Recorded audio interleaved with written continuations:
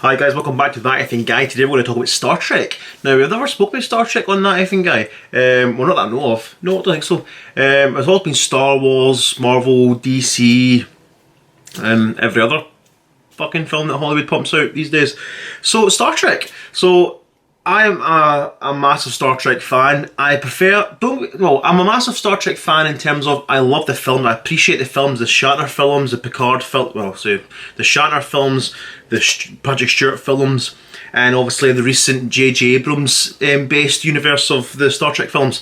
I love Star Trek Discovery. I should tell a lie. We have spoken about it. We spoke about it when Christopher Pike from Star Trek Discovery is getting his new series, Star Trek. His own series anyway, so we have spoken about it briefly.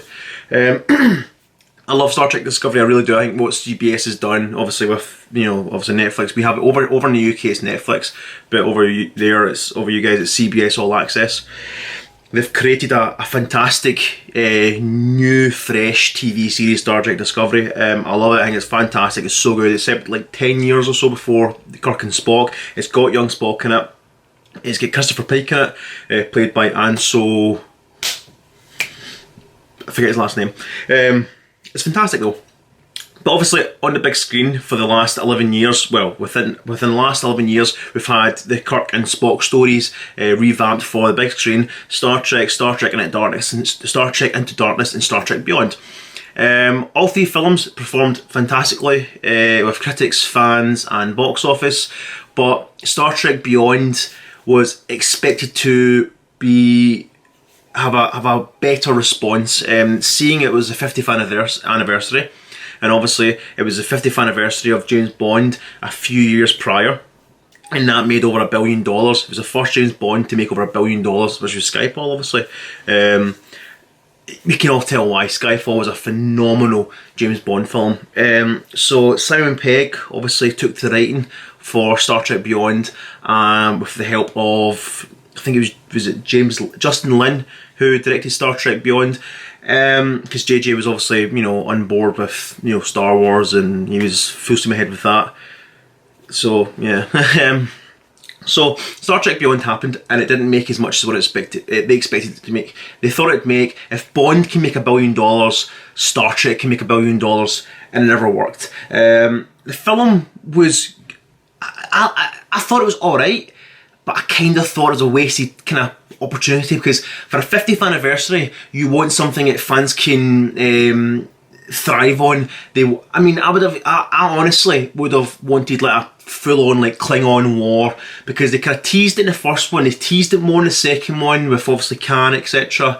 I would have went like all out with like a big Battle of the Klingons or something like that with the third part, but it never happened, and we got an Idris Elba driven alien villain instead, which was good, but it just, I don't know, it felt, because it was Justin Lin, and obviously Justin Lin is obviously the guy who saved the Fast and Furious franchise and has revived it, etc., and passed on to, F. Gary,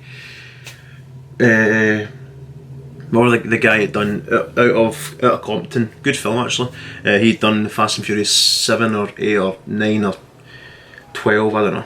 I've lost track of the Fast and Furious films. I've never actually seen any of them past Fast and Furious 3. I saw bits of 5, bits of 6. I saw Hobbs and Shaw. Hobbs and Shaw was alright. It was alright. Again, Idris Elba.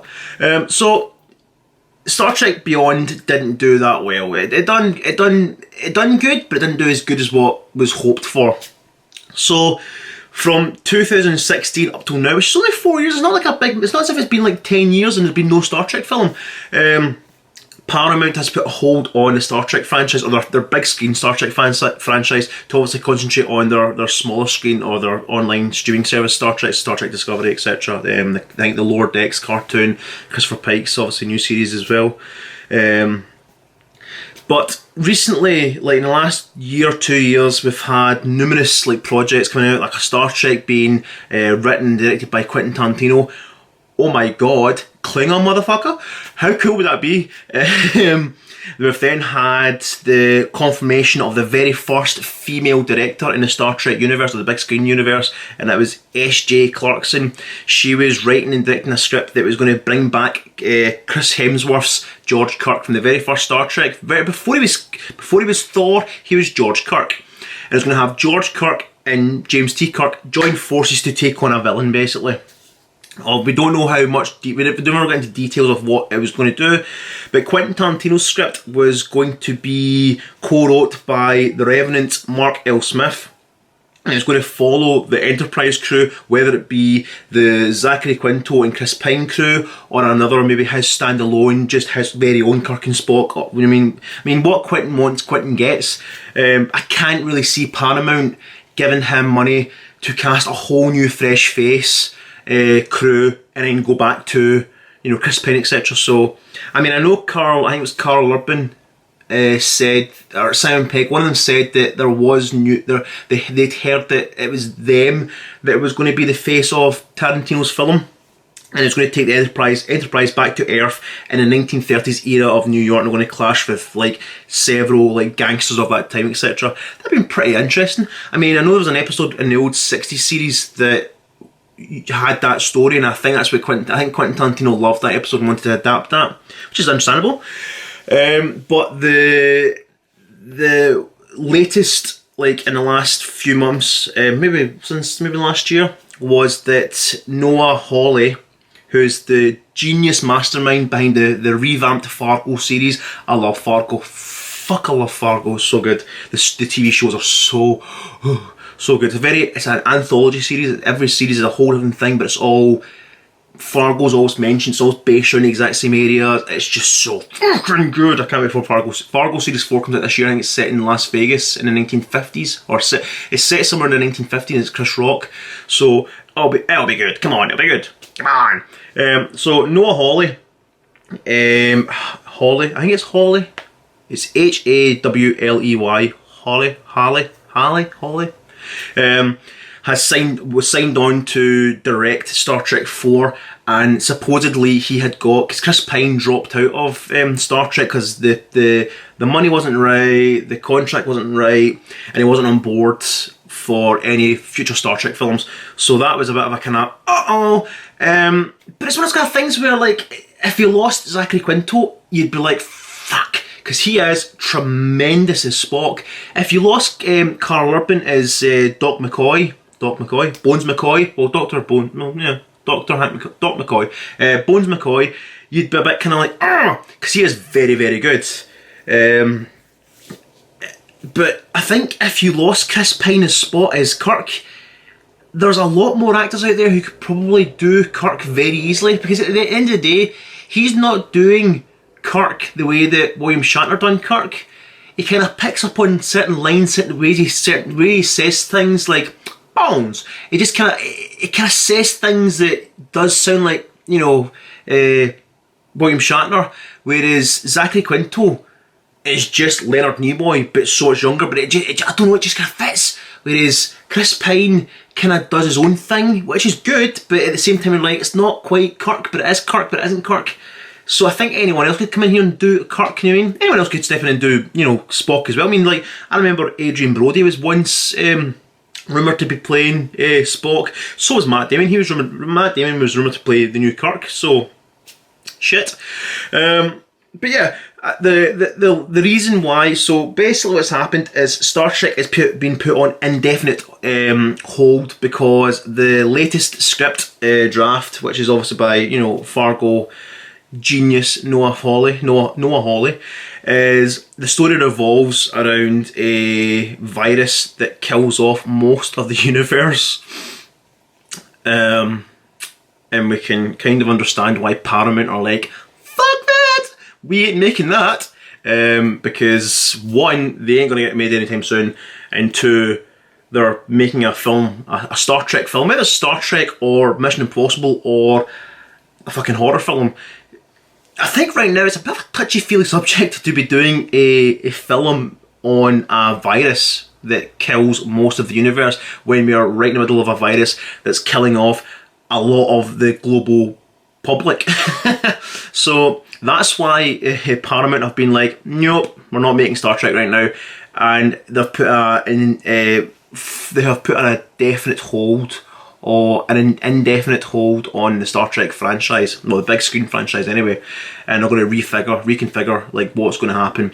I would love to see the continued adventures of Kirk and Spock. I really would. I mean, that'd be brilliant, and I think, you know, having, you know, the writer and, you know, godfather of the Fargo TV show on board to write and direct a Star Trek film, wow. I mean, you could easily make like a sci-fi psychological thriller and anyone will watch it, because Fargo has such a big, massive following from the film in the 90s up till now, the recent TV shows.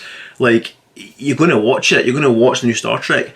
And like I said, I love Star Trek, and I'm looking forward to seeing whatever happens, but I kind of think right now, I think after the mixed reaction on the fence with Star Trek Beyond, I would maybe just do the TV show now, because obviously the TV shows have been doing really well, Discovery, etc., and obviously they're going to expand on that. Picard as well, I forgot to mention Picard, like Patrick Stewart's Picard on Amazon Prime, so good. I would kind of leave the films now, but at the same time, Chris Pine, Zachary Quinto, Carl Urban, you know, Simon Pegg, Zoe Saldana, they're not getting any younger. But then again, it could kind of work in their favour, like Ewan McGregor with Obi-Wan. It kind of works in his favour if he doesn't come back to Obi-Wan until like next year or 2022, because it kind of ties in with the timeline. So I guess it could do the same thing with Star Trek.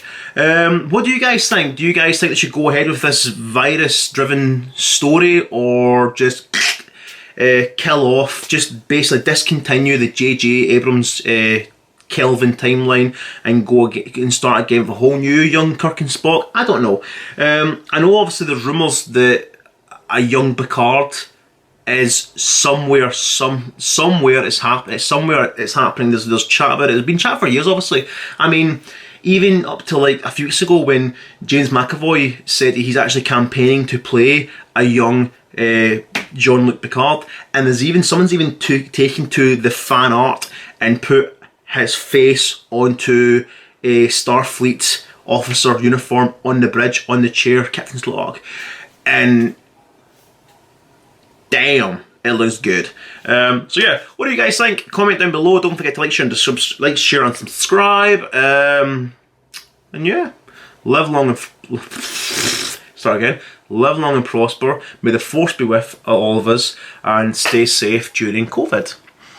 And I know I've just said a Star Wars quote in Star Trek, but you know, fuck it.